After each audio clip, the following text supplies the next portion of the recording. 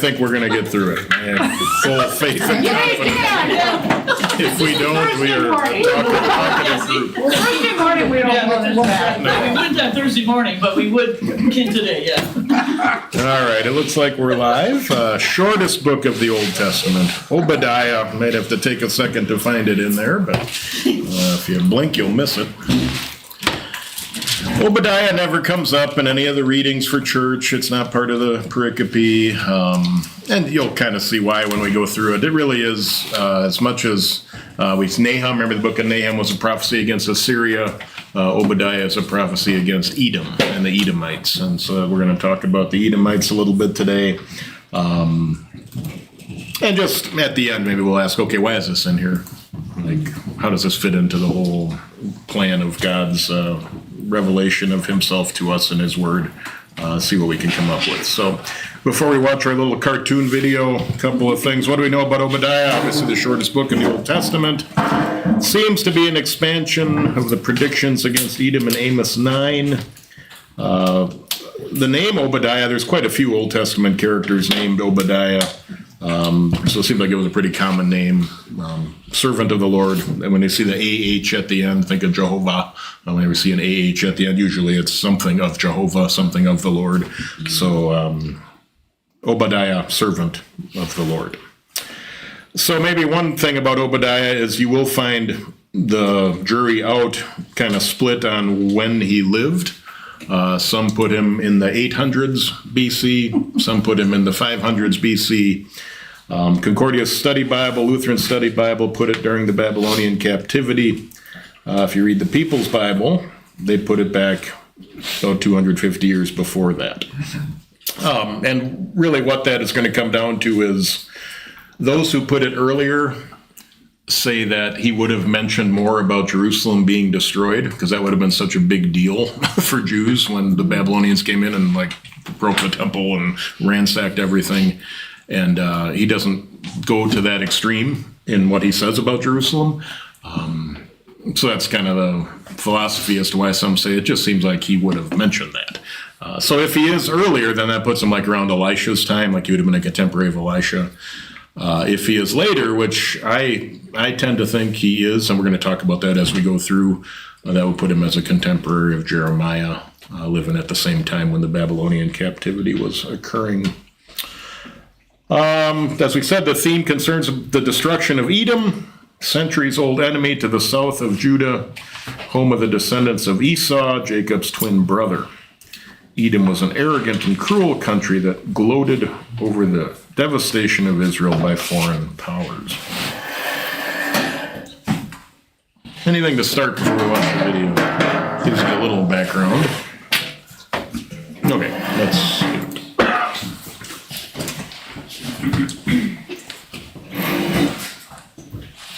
The book of the prophet Obadiah. This is the shortest book in the whole Old Testament. It's a mere 21 verses. And at first glance, it does not look very promising. It's a series of divine judgment poems against the ancient people of Edom, which was a nation that neighbored Israel on the other side of the Dead Sea. However, there is way, way more going on here. So first, here's the backstory. The people of Edom were unique because they had a shared ancestry with the Israelites. They both belonged to the family of Abraham, who, with Sarah, had their son Isaac, who, with his wife Rebekah, had two sons, Jacob and Esau. Now, the book of Genesis told us the story of these two brothers, and to say the very least, they had a tense relationship.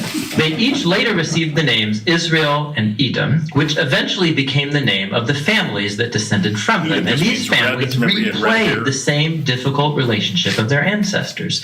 Israel and Edom had enormous tensions throughout the centuries, but they still shared that family bond. And it's that bond that was betrayed and shattered in the tragic events of Jerusalem's fall to Babylon. So when Israel was invaded and conquered by Babylon, the people of Edom took advantage by plundering other Israelite cities and then capturing and even killing Israelite refugees. Now, in other prophetic books, God held Israel's neighbors accountable for this kind of violence. And so here, Obadiah does the same for Edom.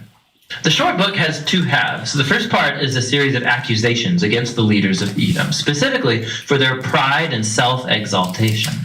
Literally, as they lived up high in the desert rocks, but also metaphorically, they truly believed they were superior to the Israelites. And it's that pride that led the Edomites to not just stand idly by when Babylon came to destroy Jerusalem, but actually to participate in the destruction. And so God says through Obadiah that Edom will be brought down from their height and destroyed. As they have done to Israel, so it will be done to them.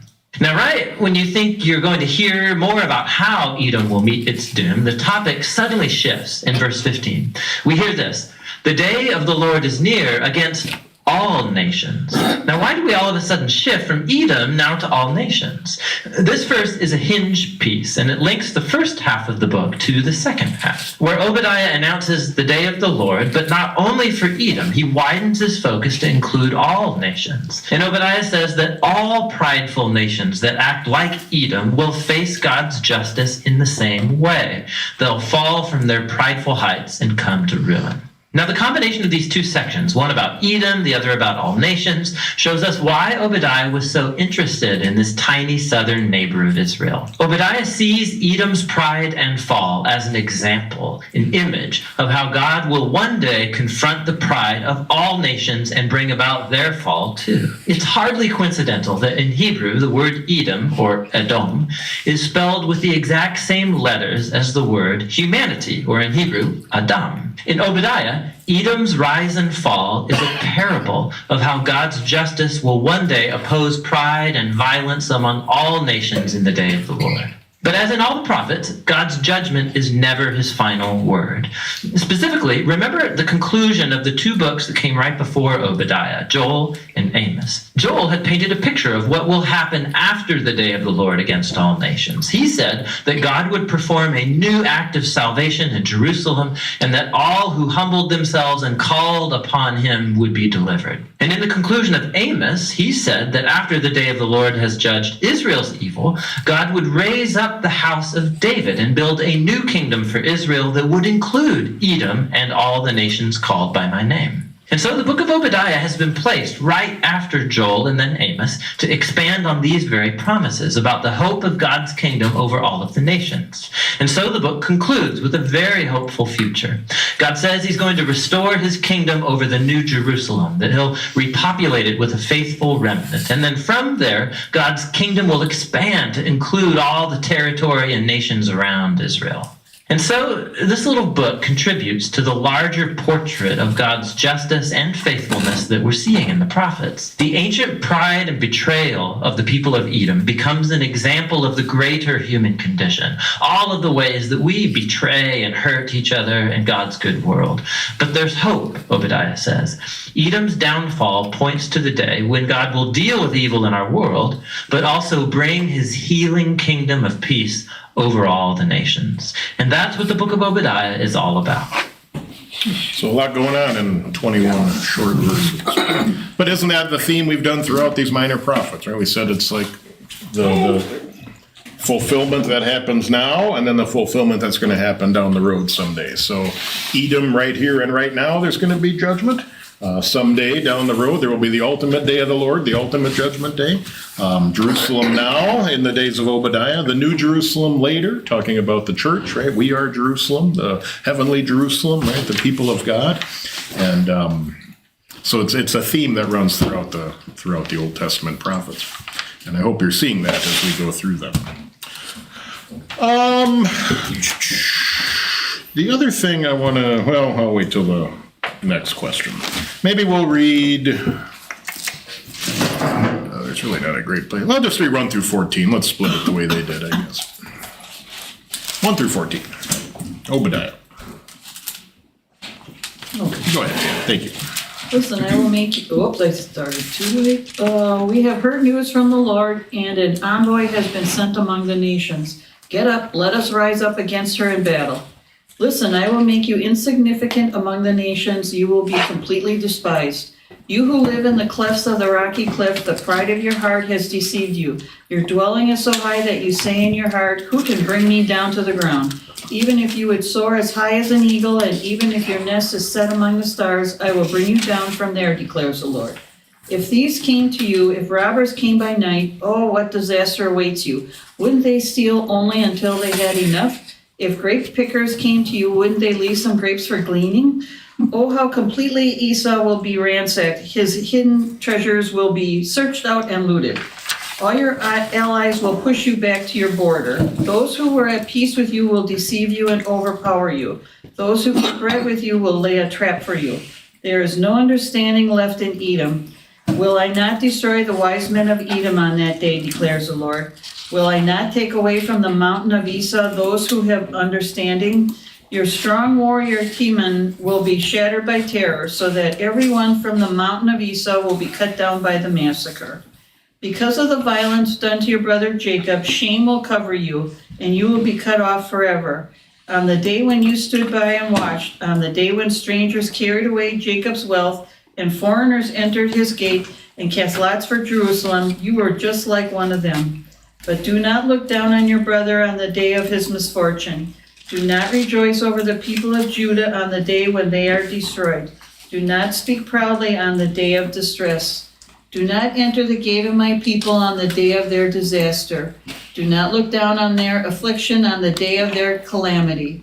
Do not seize their wealth on the day of their disaster.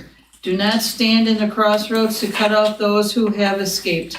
Do not imprison his survivors on the day of distress. Yeah, so it kind of shows you what they were doing, as the guy mentioned.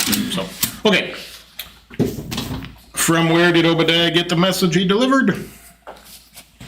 Easy one. From the Lord. We have heard news from the Lord, right? He didn't just make this up. This was a vision he had. The Lord has sent him with a message for his people regarding Edom. I don't know if this got any play in Edom. I don't know if the Edomites ever heard this. Maybe eventually it got around to there, but certainly this is going to be comforting to the people of Judah, or Jacob, who were being mistreated by their cousins over there in Edom and had been for some time. A little bit about Edom. So you saw it on the map, southeast of Israel, modern day like Jordan. The kingdom of Jordan would be where it is now. Let's watch the video. If you ever have seen Indiana Jones and the Last Crusade, remember the last part of that where they go into the where they go to get the Holy Grail, and it's in the cavern kind of, and there's this big mountains on the side, and that's Petra. That's modern day Jordan. That's these cliffs that they're talking about. That's where Edom was. Go ahead, Karen. You had a question? She's trying to figure out what part of the movie it's in. Oh, way at the end, the very last part of the movie. After the tank goes over the cliff. Yeah, Is that the crescent moon? that's the Canyon of the Crescent Moon thing. That's Canyon of all. the Crescent Moon. Yeah, so that's why it's only 4 minutes here, kind of. So he's going to talk about the Nabateans, I think. So the timeline is the Edomites were there for 700-800 years. The Edomites obviously participated in when the Babylonians were ransacking Jerusalem. They were seemingly along for the party and doing their part too. And then about 30 years later, the Babylonians end up taking Edom. And Edom gets kind of wiped off the map at that point. So the Nabateans take over from there in that part of the world. So let's, they were more Muslim Nabateans. Okay.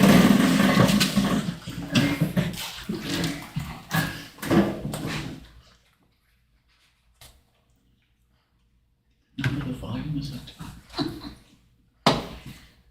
Well, volume's on. If nothing else, we can get the. Oh, I muted it in the wrong place. It may be too rocky, I'll back it up. So before you, again, when you hear him say in verse, where was that? Verse 3, the pride of your heart has deceived you, you who live in the clefts of the rocks and make your home on the heights, who say to yourself, who can bring me down to the ground? Though you soar like an eagle and make your nest among the stars, from there I will bring you down. So here's.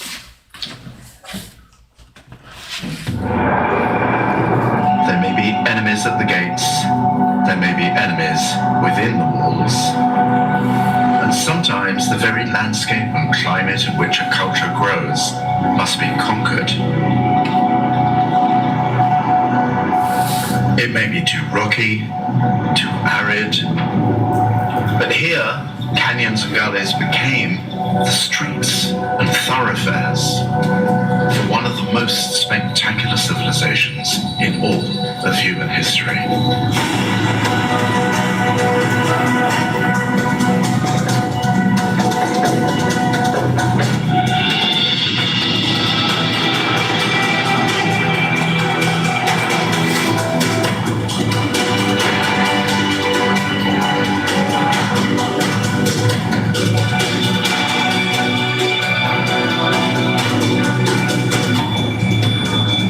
This is Petra, where the sheer improbability of its location was also the secret of its spectacular flourishing.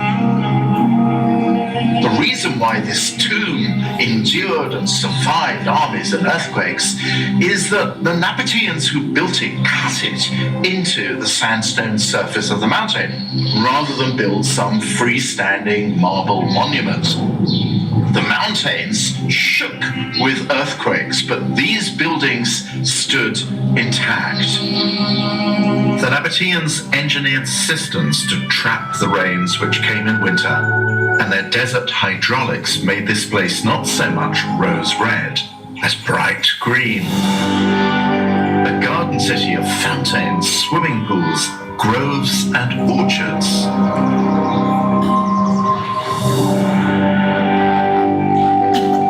Water, which made all that possible, also made it possible to feed a city of 30,000 people, many of whom were immigrants from all over the region. There were Egyptians and Syrians and Judeans and Greeks and Romans, and they were all coming to Petra to enjoy what the Persians called a paradisa, a pleasure resort, a little bit of heaven on earth.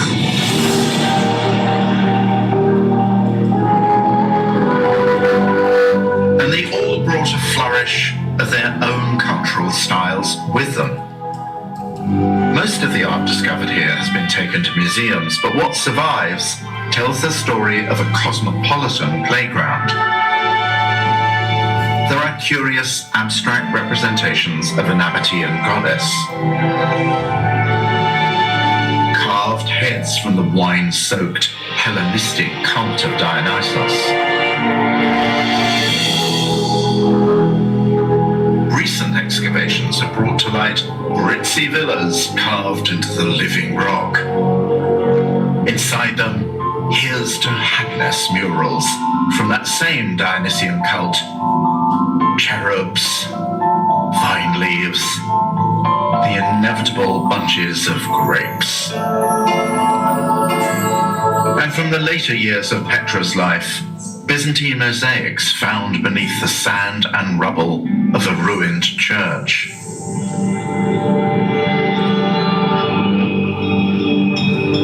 Petra had its day, or rather its centuries, and then it ended. Not because of conquest, but because new trade routes simply made Petra commercially irrelevant. And without that commercial lifeblood, there was no longer any reason to struggle against the desert. The people left, the systems for capturing water fell into disrepair, and the desert reclaimed the city. There you go. So again, the Nabateans were about 100 years after the Edomites, but you can kind of see the geography of it. And it talks about you up in the hills, and you think you're you're not able to be defeated, you're invincible. We'll see about that, God says. Maybe one other event that we know about the Edomites, a pretty famous one. If you turn to Numbers chapter 20, Numbers 20, verses 14 through 21.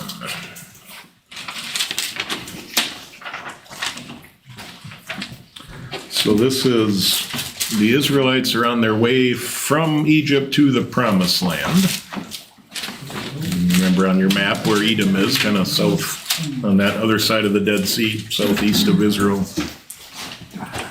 Wasn't there something else about Petra?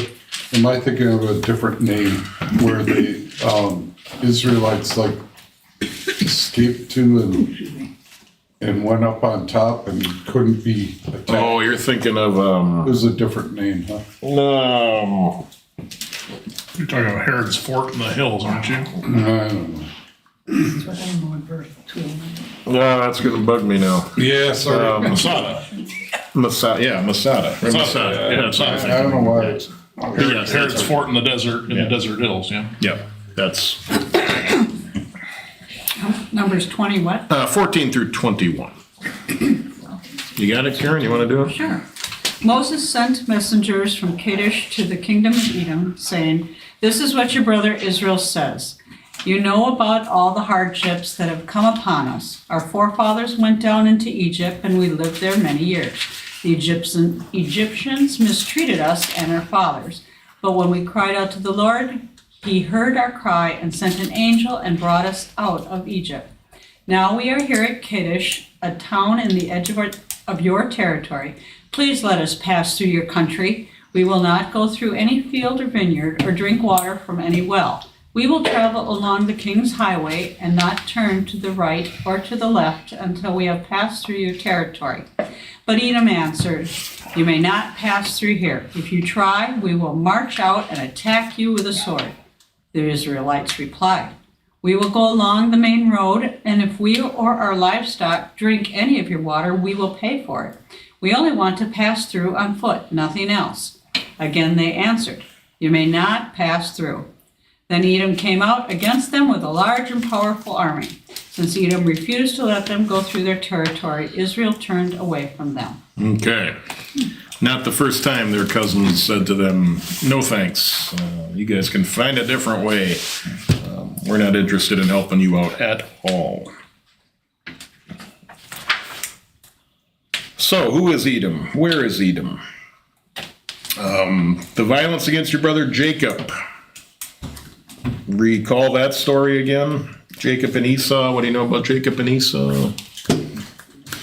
Well, Mom loved Jacob. Stole it. Okay. Loved Esau and wild game. Yeah, the whole birthright and put the skin, the furry skin on your arms and go to your blind dad and act like your brother, and that whole thing where he sold his birthright and then they tricked dad. Remember, even from the womb, it said that Jacob and Esau jostled with each other in the womb, and when they were born, the older will serve the younger, was God's promise, that it was always going to be through Jacob and not through Esau that the Messiah would come. Anything else on Jacob and Esau? Esau got pretty mad, obviously, after that whole thing, and to the point where Jacob had to run away, and that's where he goes to Laban, his uncle, and ends up finding his wife, and the whole story where the 12 sons are born, the tribes of Israel. But eventually he does come back, and Esau receives him back. But as you read on with the Edomites, kind of where they settled and how things progress, certainly not followers of the true God as the centuries advanced from that time.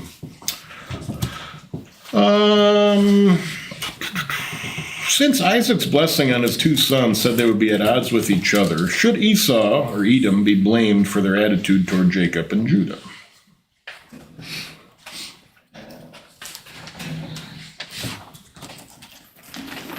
So if you go back to Genesis, you don't have to turn there, but Genesis. Let me find the blessing here.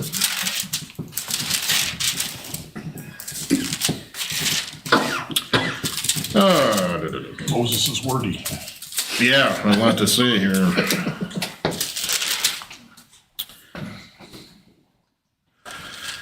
Okay. So he says to Esau, Jacob, his dad, or excuse me, Isaac, his dad, after he had given it to Isaac, his father Isaac answered him, "Your dwelling will be away from the earth's richness, away from the dew of heaven above." As you look at those pictures, it kind of makes sense, right? You will live by the sword, and you will serve your brother. When you grow restless, you will throw his yoke from off your neck. And the blessing he gave to Isaac, the smell of my son is like the smell of a field that the Lord has blessed. May God give you of heaven's dew and of earth's richness, an abundance of grain and new wine. May nations serve you and peoples bow down to you. Be Lord over your brothers. May the sons of your mother bow down to you. May those who curse you be cursed, and those who bless you be blessed. So Isaac says to Jacob and Esau, basically, here's how it's going to go. You're going to rule over him, and he's going to serve you, and there's going to be issues. Should Esau and Edom be blamed if that's just kind of the way it was going to be? And it already had been prophesied long ago. So when I listened to you on that blessing, it seemed like he said to Esau, you will. And it seemed like a lot of what he said to the other one, Jacob. Yeah. May this happen to you. It seemed like, I don't know, there's a subtle difference there as I was listening to the way you read it. Kind of like Like he was a asking. pious wish, yeah. Yeah. Like God or he's whoever. asking a lot of God, maybe. Yeah. On the Esau side, it was like he was foretelling or foreseeing that this will happen. This is going to happen. This is going to happen. This is going to I happen. don't know if that means anything. Yeah. Yeah, it's a request from God here, maybe he's asking God for all these good things. May this happen for you, and it's a good thing. May this happen for you, and it's a good thing. We're more with Esau. It's unfortunately, and not like, hey, God, may you strike him down, but you're going to get you're going to get struck down. This is going to happen, and this is going to happen. So maybe the positive is more of a Lord, may you do this, and the negative is more of I'm sorry, here's how it's going to go. So basically, is it Edom's fault? Is God being too hard on Edom for something that was going to happen anyway? The Lord has many times in the Bible told someone you're going to do this, and then that doesn't absolve them of the sin. Right. They still do the sin. Right. So his omniscience and foreknowledge doesn't excuse Correct. your action and their action. Correct. Well, sinners, we all are to blame, right? And he knows every sin you're going to commit, but that doesn't mean he says, "Oh, it wasn't your fault." It was bound to be eventually. So I'm sorry, you don't have to take any responsibility for that, since it is what it is. The onus is still on me as the sinner to seek help and seek refuge.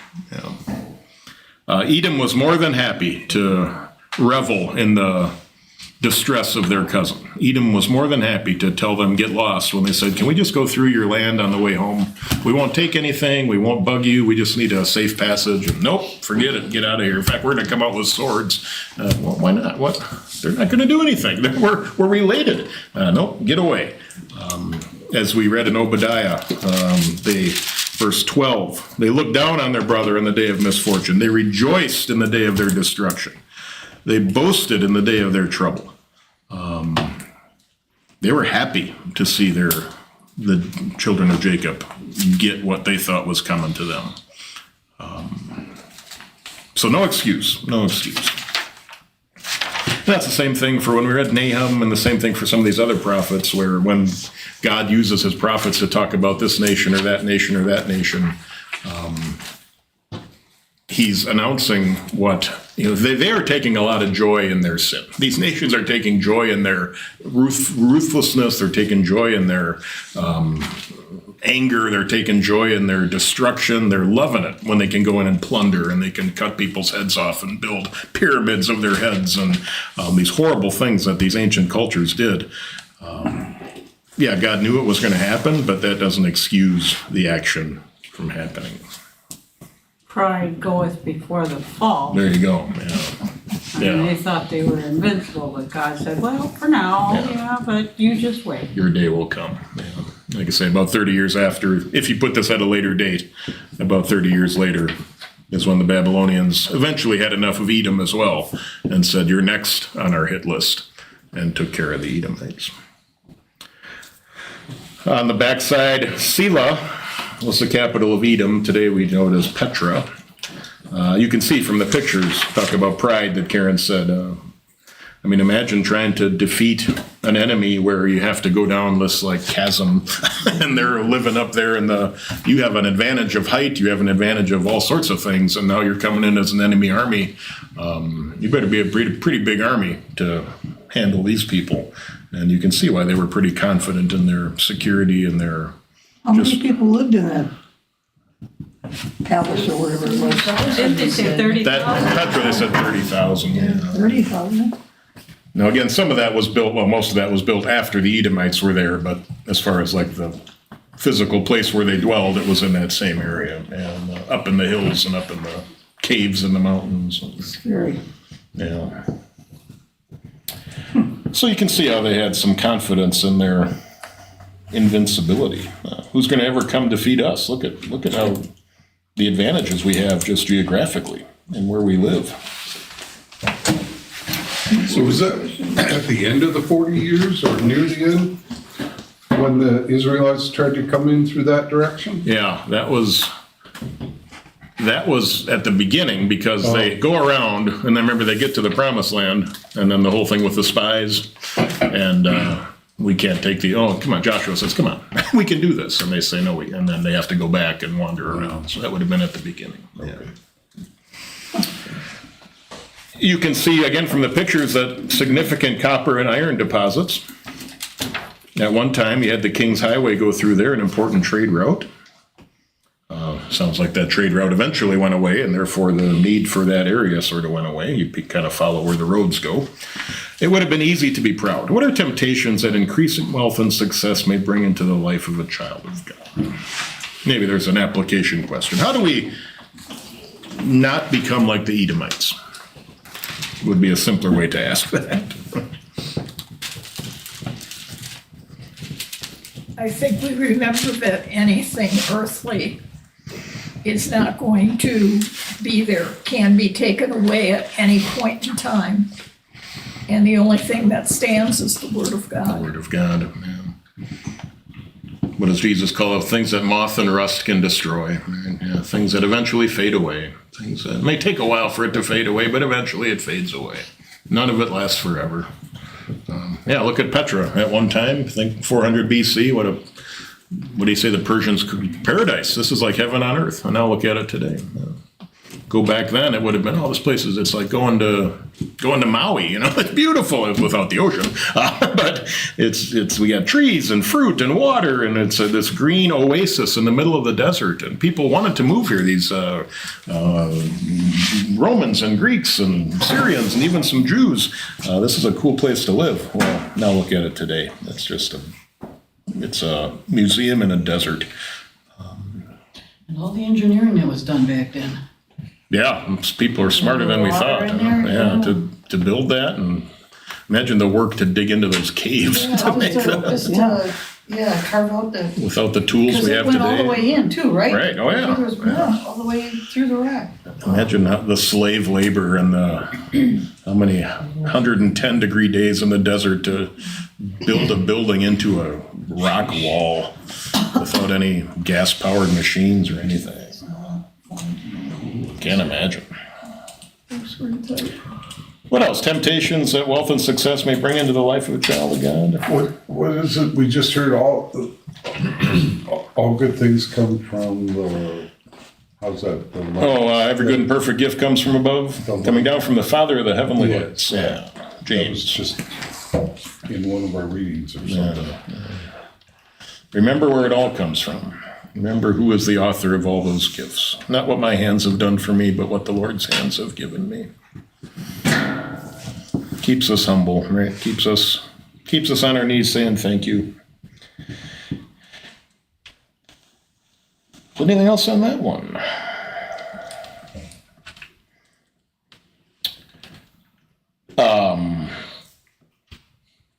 I have not visited other countries too often, Mexico a couple of times, but to those who have, any of you ever gone like India or some of those places where you just get to see the absolute poverty of those people? I'm sure you've probably seen it on TV, if not. Buenos Aires. Okay. The slums of Buenos Aires. Yeah, like you're driving to your resort and you drive through the area where it's just like, wow, you just can't imagine the living in such poverty. And that's just a day that ends in Y for them. That's life. That's the back country of South Carolina when we lived in South Carolina. Oh, sure. Yeah, that's true. Tried to find a place to go hunting, and I went by some places, and it would have been better that they would have lived in the van that I was in. The roof is falling apart and Dirt floors, that dirt poor. Literally dirt poor. Literally dirt poor. Yeah, too often I just wake up and you got your heat set and you got your air conditioning on and you take your shower and figure out what of your 27 different outfits you want to wear and what are my 10 options for breakfast and sit in my nice chair as the sun comes in and get out my computer and do some typing and I think this is just normal, right? This is what all. And you go to some of those like, wow, where's my next meal going to come from?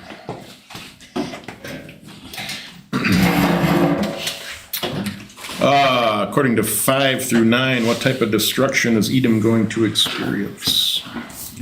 Kind of interesting the way he puts it there. Bad destruction. Really, really bad, right? Yeah, at least a robber's going to stop stealing from you eventually. Eventually the robber says, okay, I got enough. The grape picker maybe will leave a few grapes as they steal, as they take your grapes. But Esau, Edom, you are going to be absolutely ransacked. And your hidden treasures will be pillaged. It's not going to be good when my judgment comes down on you. We've kind of been talking about it, but someone wants to turn to Psalm 127 and Psalm 33.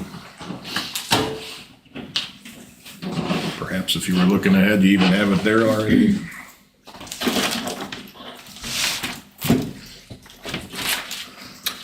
Psalm 127:1 and Psalm 33:12. Either one, doesn't matter the order, they both are going to make the same point. 127, unless the Lord builds the house, its builders labor in vain. Unless the Lord watches over the city, the watchmen stand guard in vain. And what does it matter unless the Lord is in charge? And then read the other one, we can talk about it. Psalm 33:12. Blessed is the nation whose God is the Lord, the people he chose for his inheritance. Yeah. And I wish we could say the Israelites always remembered that too, but remember they didn't. That's how they ended up getting themselves into the mess they got into. Literally, their God should have been the Lord because he chose them out of all nations on earth. And yet they too forgot that unless the Lord builds the house, the builders labor in vain. And thus the Babylonian captivity. So the Edomites forgot. The Edomites had no need for the Lord. The Edomites decided to go their own way.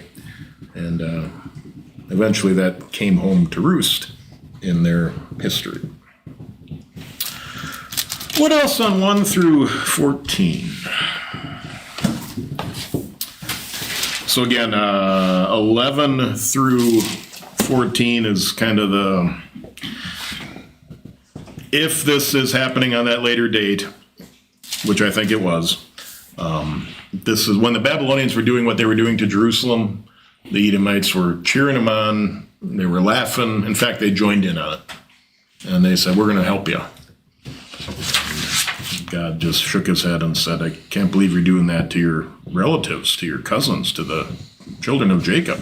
And I can't believe you've seen them conquer everybody to your west and think they're not going to conquer you. right.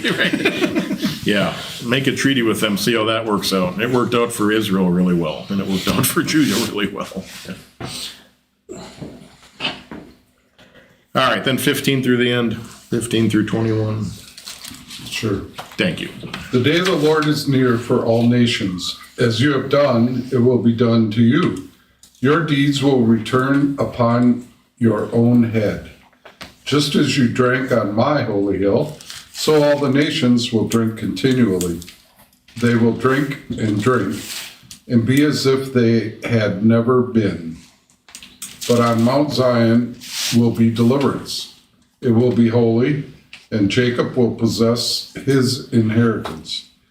Jacob will be a fire, and Joseph a flame. Esau will be stubble, and they will set him on fire and destroy him. There will be no survivors from Esau. The Lord has spoken. People from the Negev will occupy the mountains of Esau, and people from the foothills will possess the land of the Philistines. They will occupy the fields of Ephraim and Samaria, and Benjamin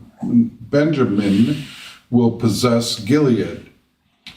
This company of Israelite exiles who are in Canaan will possess the land as far as Zarephath.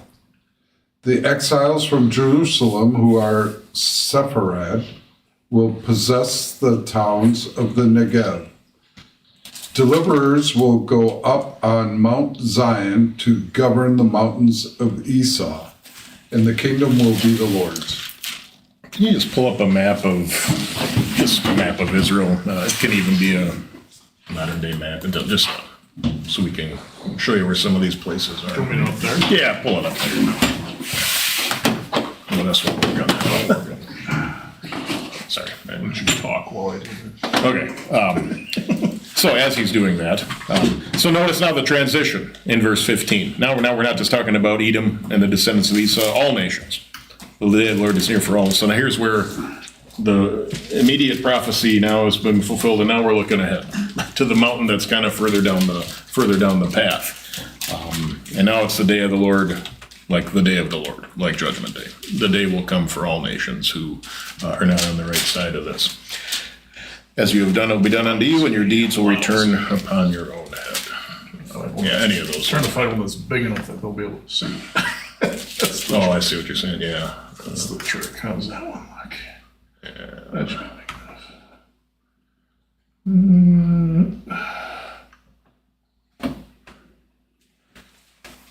enough. Okay. So the places he talks about, the Negev, that's just kind of southern Israel. There was the Negev down, between the Dead Sea and the Mediterranean Sea. That area in there is the Negev. So from verse 19, people from the Negev will occupy the mountains of Esau. Remember, Esau is on the other side of the Dead Sea there, on the right side of the map, down a little south from there.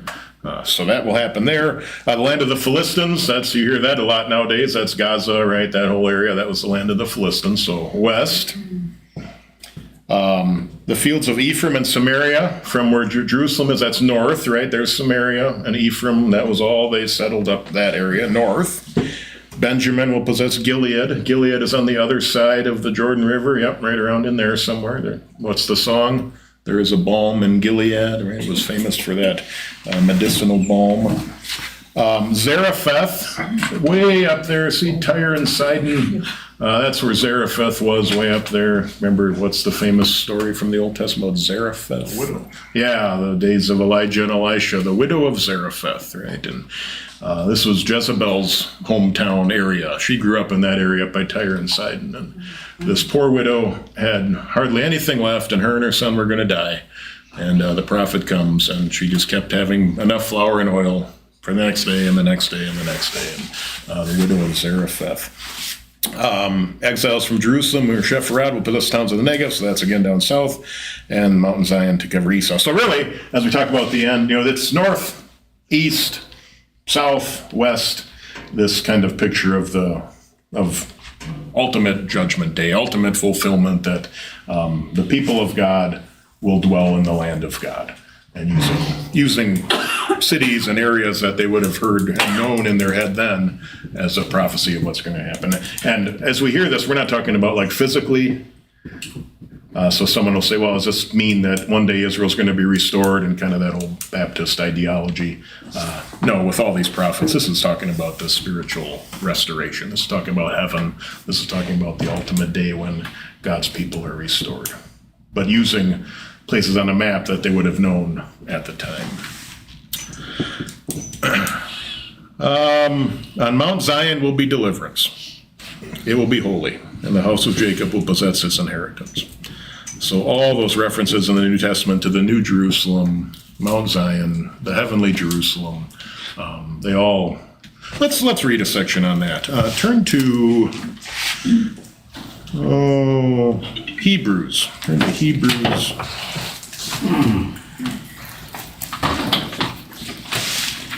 This is probably one of the best ones that I gotta find the right chapter. Give me a second. Hebrews chapter.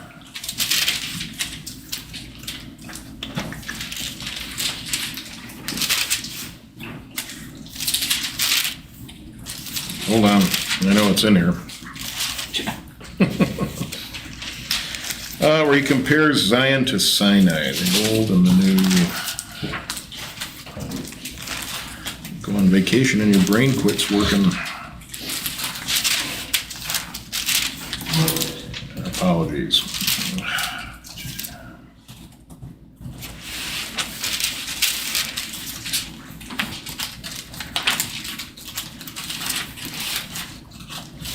Chapter 12?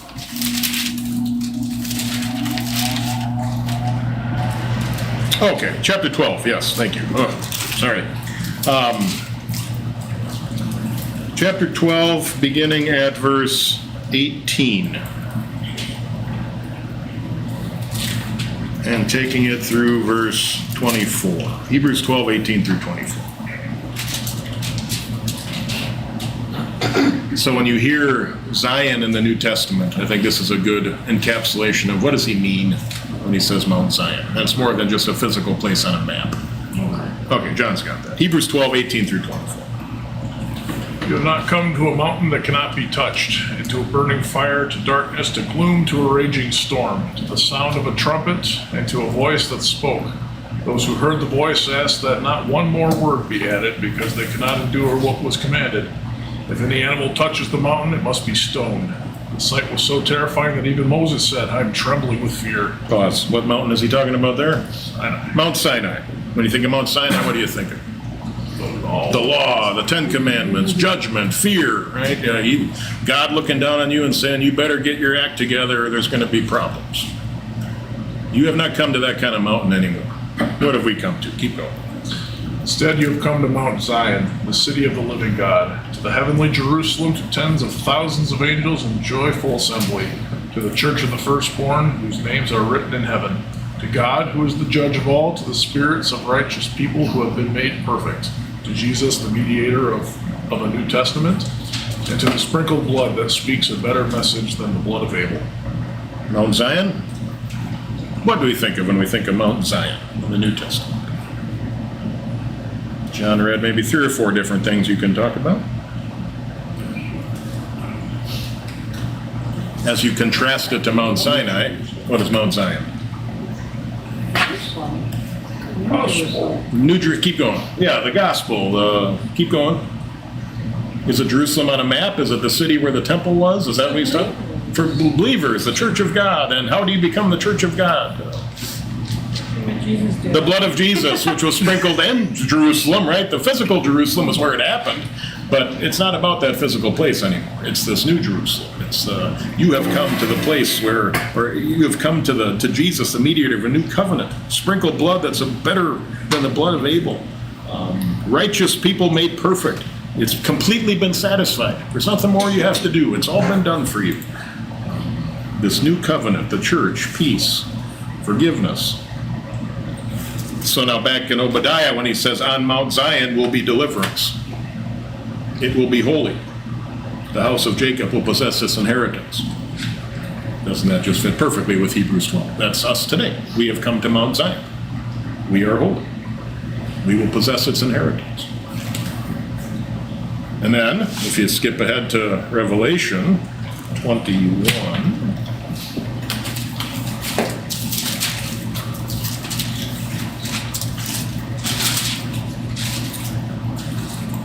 yeah, we'll just do 1 through 4 will be enough. Revelation 21, 1 through 4. Then I saw a new heaven and a new earth, for the first heaven and the first earth had passed away, and there was no longer any sea.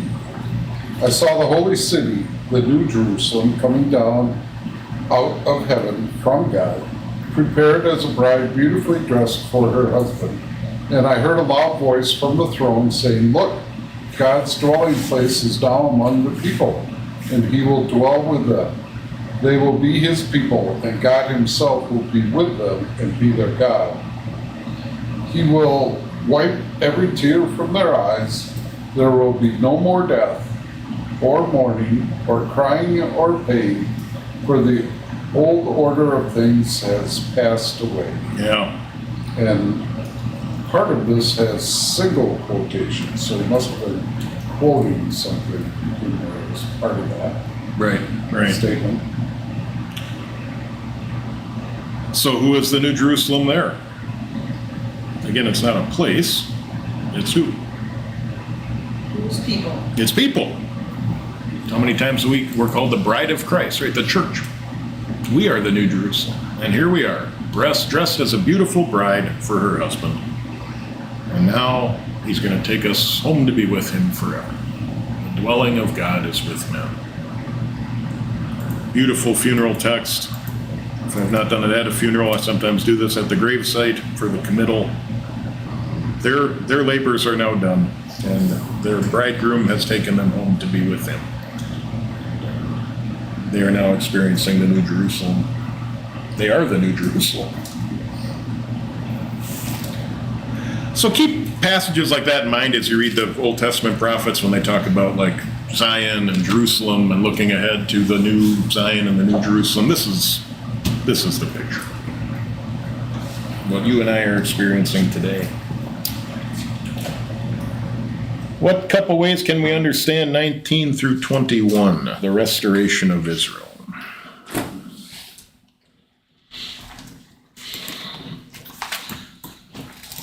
And I think one is probably better than the other.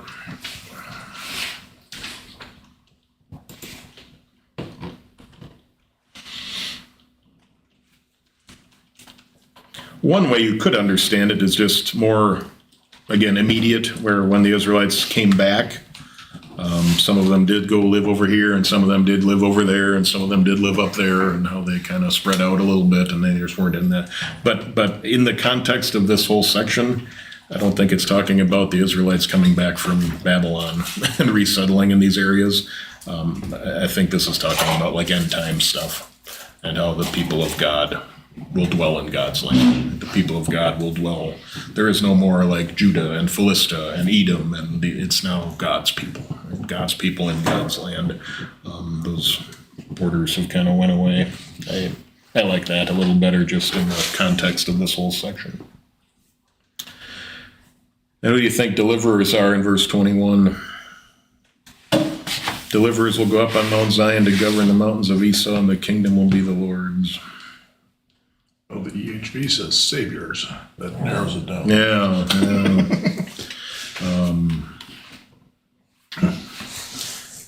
If you have the EHV note there, ancient versions say those who have been saved rather than saviors. So you look at it immediately and you say, well, I think it's talking about Jesus, right? Jesus will go up on Mount Zion to judge the mountains. Jesus is the deliverer, but then why would it be plural? There's not like more than one Jesus. It's just a singular Jesus. So who would be the saviors? Who would be the deliverers, plural? So that's another one of those maybe textual things where should it be those who have been saved will go up to Mount Zion. And that's a nice picture of the church, right? Those us who have been delivered, us who have been saved, will dwell on Mount Zion. We are Mount Zion. We are the heavenly Jerusalem. St. Athanasius would like to work with you.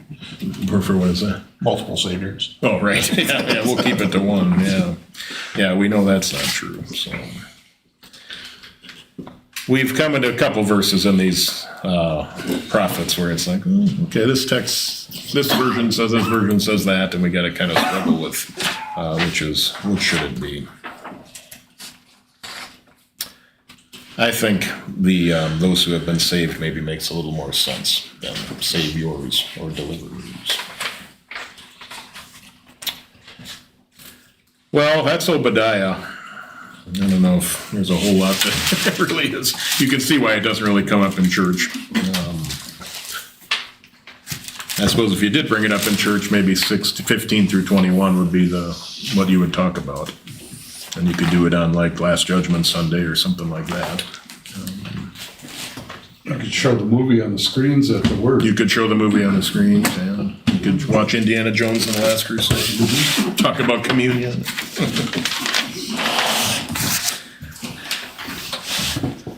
All right. Well, thanks for your time. Thank you. We're a little early. Anything? Well, I guess we're not. We're right on time. Got to get my head back on. Just about. You know you had a good vacation when you don't ever look at the clock. Yeah, what are we gonna do now? I don't know what Watch time. the sun. We really try to check out, which is good. That's what vacation should be. But eventually you gotta come back. Yeah, reality. What else this week? Anything going on? I don't think Were you in a so. boat when you saw the whale or from shore? No, from shore. You can just sit there on the beach and, yeah, I got videos of, the picture at the Word, I did one from online, with someone. But, yeah, I don't know, from here to like the parsonage, maybe a little further, maybe the house across the street from the parsonage. It's very close where you can like literally watch it. You don't need like binoculars. You can, it's cool. Yeah, you'll see the fluke or whatever, the tail come up, and then you'll see the flap on the side, and every once in a while you can, okay, here it goes, and all of a sudden, they're having fun out there playing around. But those sunsets, I don't know, in California, did you see those when you were out there looking over it's just so cool just to watch it. It just like melts into that thing that's been up there all day baking you now. And within 2 minutes, it's gone. Just a northern Mercer across the lake. It's beautiful. Yeah. But it's not tropical. Oh, yeah, there's mosquitoes and Or snow? But then you think how vast, and then like how vast. So you see it over the ocean. Like I wonder how far it is from here. You're just trying to put it in perspective. It looks like you can almost just take a boat out there and go up and grab it, but it's how far away. Yeah, the beauty of God's creation. All right. Let's close with the blessing. The grace of our Lord Jesus Christ, the love of God, and the fellowship of the Holy Spirit be with us all. Amen.